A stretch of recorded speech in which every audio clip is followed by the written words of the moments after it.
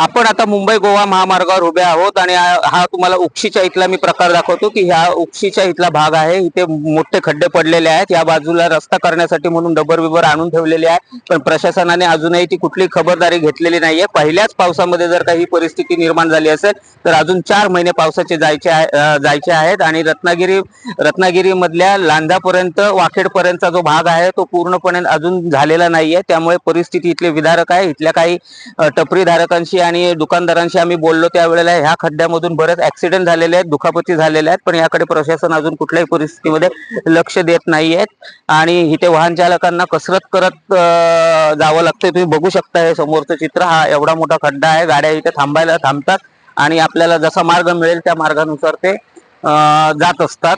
त्यामुळे प्रशासनाने याची लवकरात लवकर दखल घ्यायला पाहिजे होती, पण तसं प्रशासनाने अजून दखल घेतलेली दिसत नाही। विजय बासुटकर, नवराष्ट्र, रत्नागिरी।